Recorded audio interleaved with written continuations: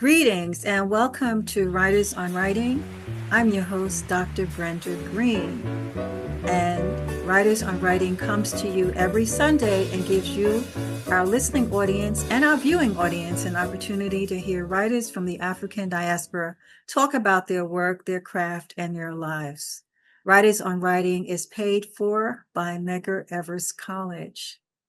And you can view us on the Center for Black Literature YouTube page or listen to us on WNYE 91.5 FM. I'm so very pleased to have with me today Maurice Carlos Ruffin. Welcome, Maurice. Hello, doctor. So good to see your face again. Okay, it's really good to see you. And he has a new book, The American Daughters, which is fascinating. We're going to be talking about that. But just for our audience, I'd like to share some information about Maurice Carlos Ruffin, who is the author, as I said, of the novel The American Daughters, but also The Ones Who Say They Don't Love You, which was longlisted for the Story Prize and was a finalist for the Ernest G. Gaines Awards for Literary Excellence. And We Cast a Shadow, which is a finalist for the PEN Faulkner Award, the PEN Open Book Award, and the Dayton Literary Peace Award. Maurice Carlos Ruffin has many honors and has been awarded for his writing. He is also a professor of creative writing at Louisiana State University. And so very, very excited to have you here. And again, welcome. And I Thank just you. want to also share two people who I know very well, who wrote about the book, Keys Lemon, who's down there, and he wrote, "Master feels like an inappropriate word to use when describing anything related to the American Daughters, but Maurice Carlos Ruffin is an absolute master of craft and genre here. How has this book not been written before? Because we've never experienced a radical, loving, living talent like Ruffin. This is a forever book." I definitely agree with that. And Imani Perry wrote, "This is an emotionally and intellectually captivating journey through slavery and into our future."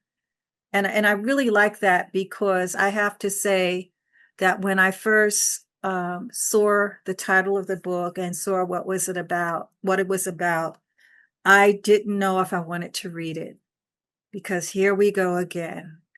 Don't want to be reminded of our enslavement and what we went through and what we have suffered. But this gave us hope. I think that's what makes this different. So this is part of why I enjoyed it, and once I read it, found it hard to put down. Thank you so much.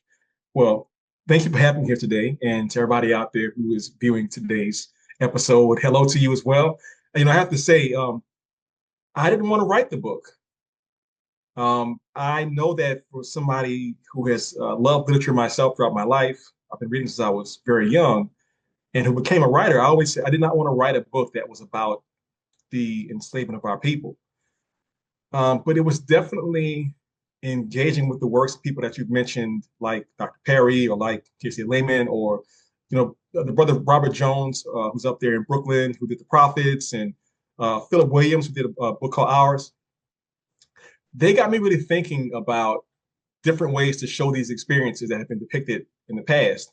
And I think that when I thought about making a book on this topic, but telling it from a point of view that was not designed to highlight the trauma and the pain, but to highlight the community and the brilliance and the resistance, I got really excited about it. So the book was really born out of that spirit of pushback and showing things that we know were there, but not necessarily depicted as often as the other stuff.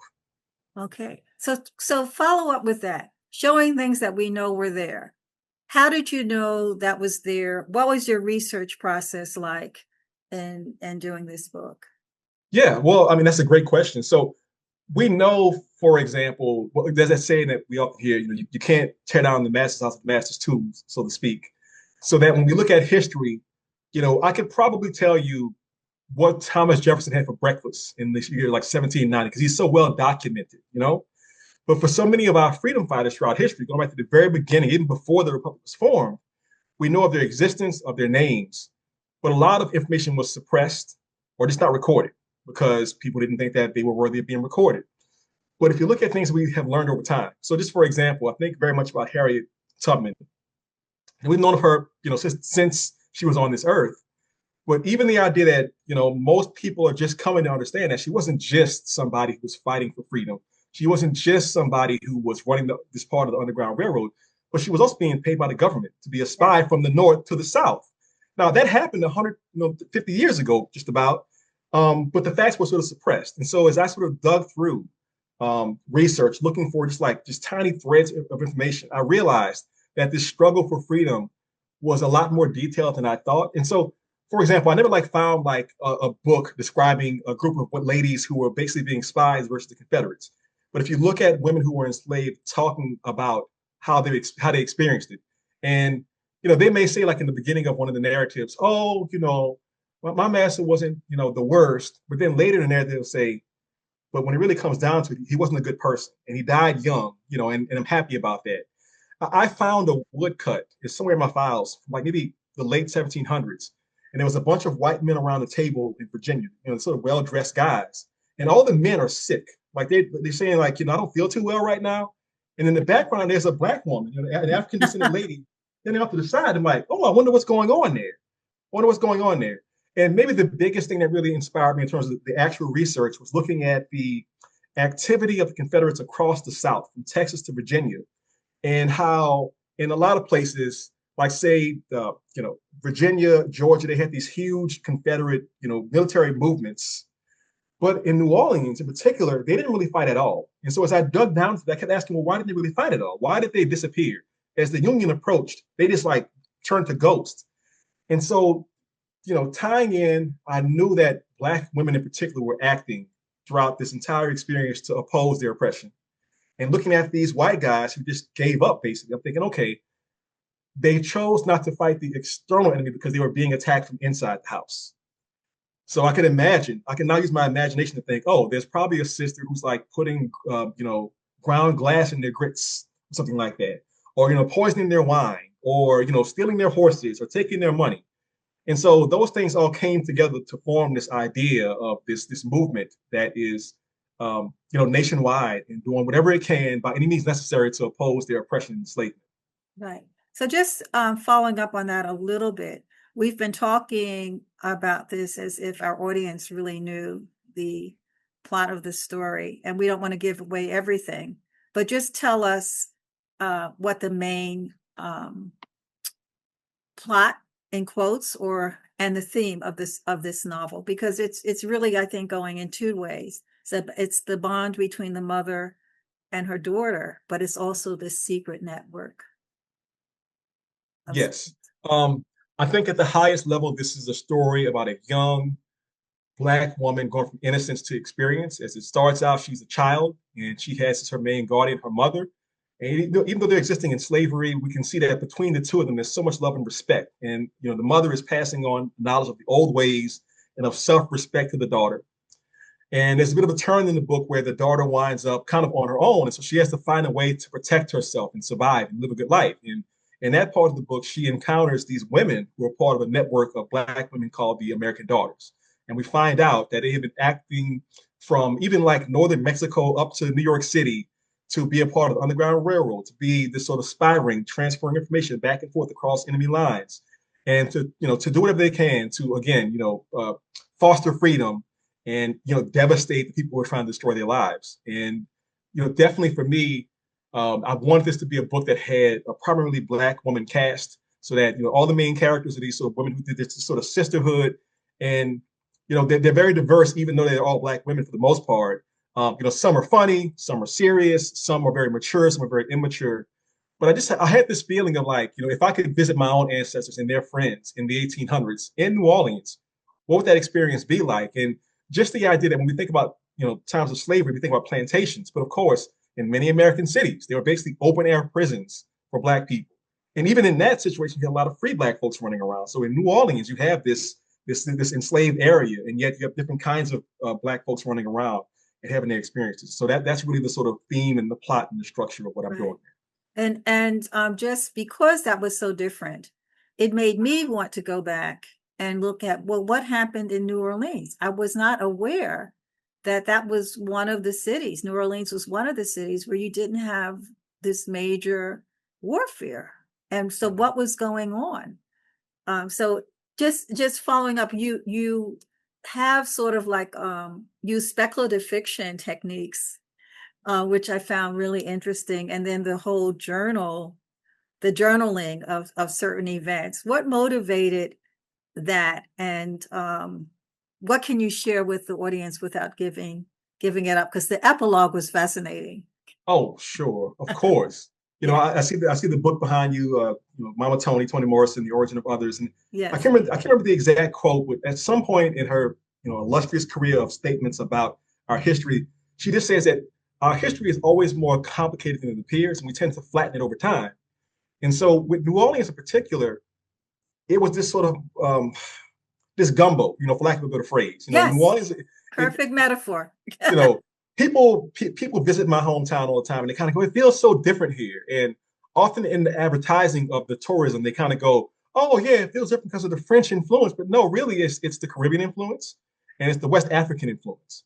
And then, sort of within that, you have the French, the Spanish, and other sort of European nations who influenced the city. But what that meant was that a lot of the divisions were not quite as stark as they were in other places. And to be frank about it, New Orleans is such a strange place in that there were probably some white folks who were not like, I can't stand African descended people. They're kind of like more or less cool with them.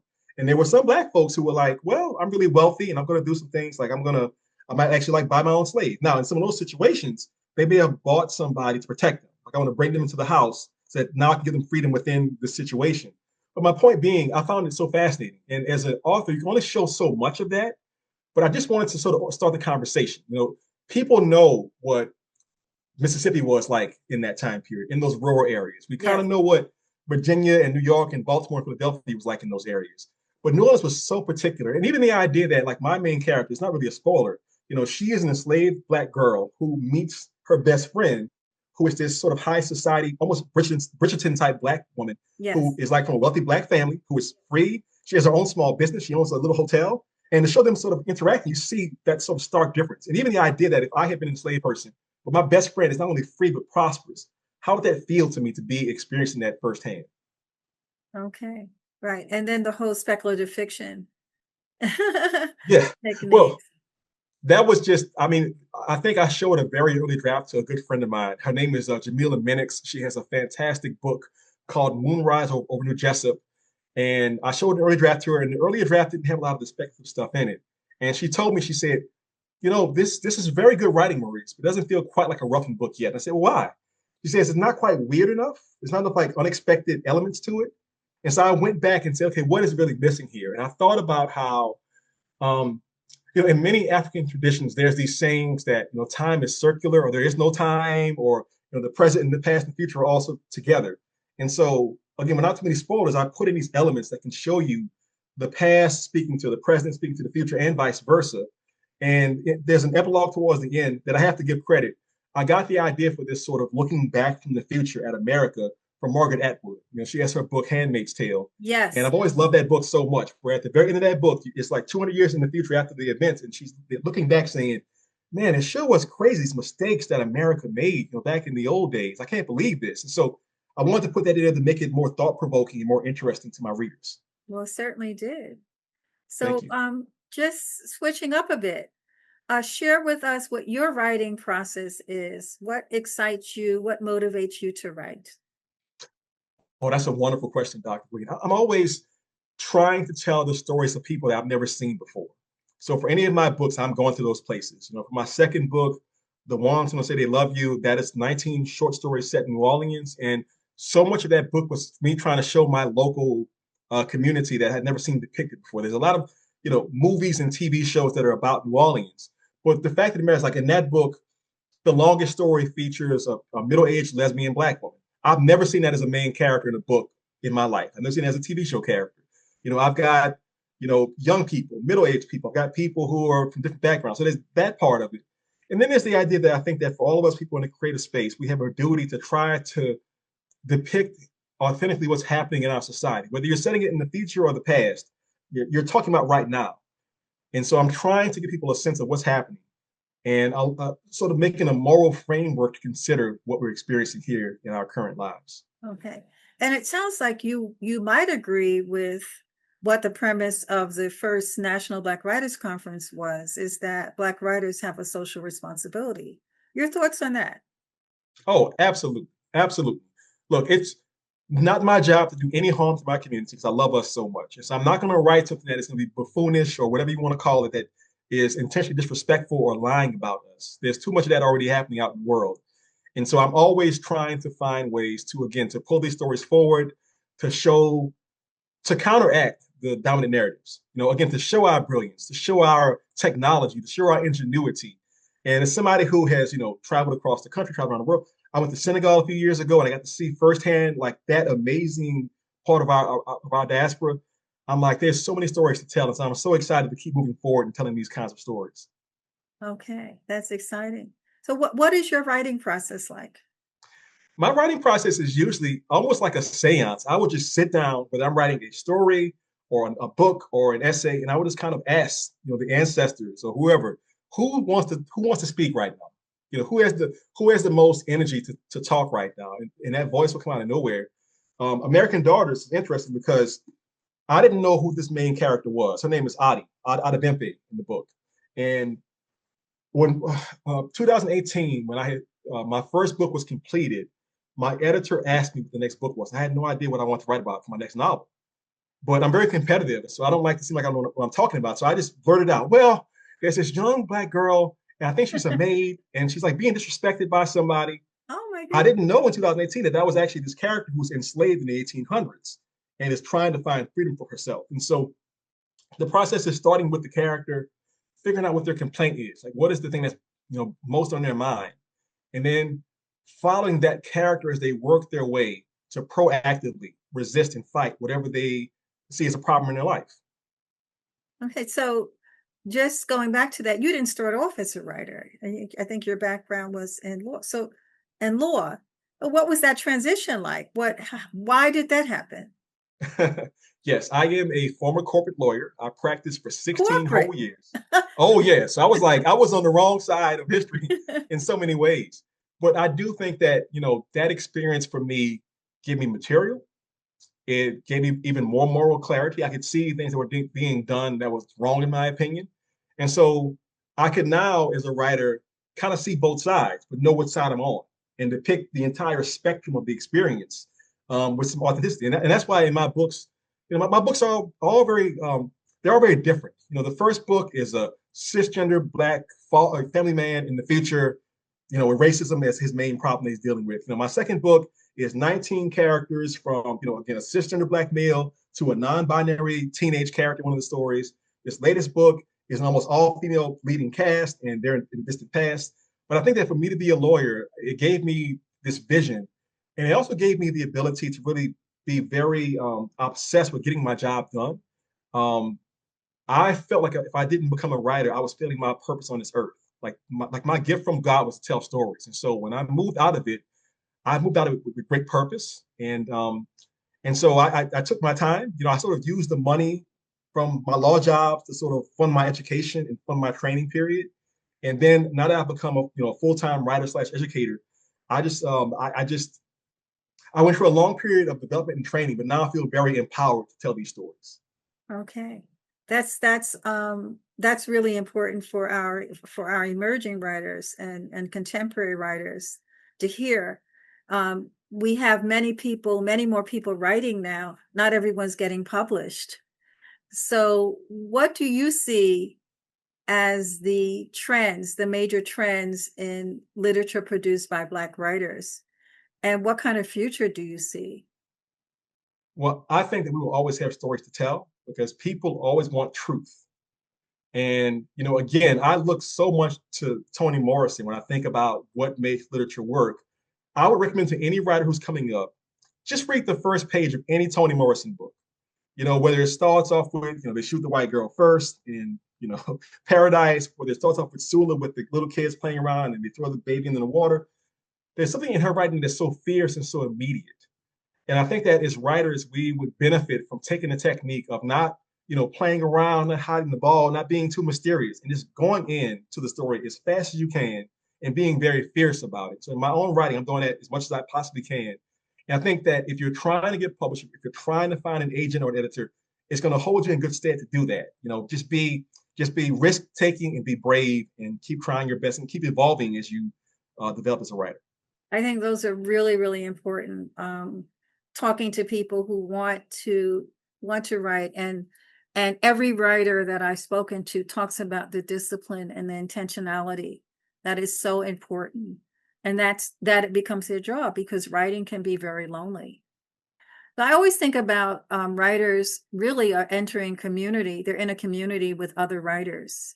And so your ideal audience may be the people who don't know about this. But you also have other people, in addition to Toni Morrison, who you might be in conversation with. Who are you in conversation with as a writer? So in other words, who are the writers who you think about and who you've entered into a community with? There's so many of them. I'm in the few already, but just, top of my head. So there's KSA Lemon, who's like a big brother to me. And, KSA is somebody who both in his work and in his physical presence has given me so much to think about and chew on so I can make myself a better person and writer. There's Jessamine Ward, of course. There is Amani Perry. There's Disha Filio, who is a good friend. We talk, frequently. And she's just so brilliant in the way that she presents both her work and herself in the world. Robert Jones Jr., Philip Williams. There's the poet from New Orleans, Charisma Price. She's like a little baby sister. She is a brilliant, brilliant young writer she's put out a great book. She won a Whiting this year, so she is fantastic. I mentioned Jamila Minix. There's other New Orleans-based writers like Sarah Broom, Ricky Lorenz, the poet, Irvin Weathersby. I can name so many writers, Clint Smith, Roxane Gay. I just think that for all of us as a community, when you read the work, you meet the person, you can see how their mind works. And I think that because we're all sort of holding hands, I don't really see anybody in our community as really being competitive. We are all part of a conversation. This is like a circle. And we're all sort of singing in a choir, so to speak, and we're just putting out our song. We'll have notes to play in that song. And it makes it very beautiful. Well, I love that metaphor also. It reminds me of how I hear the writers from the Black Arts Movement talking about, and you had writers and artists and musicians and visual artists and performance people in theater all together in this conversation. And I just love it. It just feels really, really feels good to see that that's happening. So what are your future projects? I have a book that I've been writing for a couple of years that is following the same family from the American Daughters, but these are the generation that is in the World War II era. Oh, And okay. yeah, and so this woman who had been at war as one of the WACs overseas comes back to New Orleans, and she's kind of part of this early sort of protest civil rights movement. But her major conflict is between, giving to the community and sort of being an asset for the community at large versus living her own life in her own relationship. And she's kind of figuring out like which side of that divide to be on, the personal or the community based. So there's that book. And I'm just starting a new project that is probably a book, but it could be like a TV show or a movie. I'm doing different versions of it. And that is much more contemporary. And it's about what's happening now in America. It's about how do we resist, deportations, the loss of women's reproductive rights, the loss of our freedom to say what we want to say. All these things are in my mind right now. So I have this character and his family who are sort of pushing back against that in various ways. And that one will be more, I think, satirical, kind of like my first We Cast a Shadow, where it's funny, but it's also dark, but it's also very honest and very truthful about what we're seeing here in the world right now. Right. As you were talking about that, I thought about the fact that we don't, as writers, we end up having the challenge of addressing what is happening now, but you don't always want to do that up front. So that literature becomes the way to do that.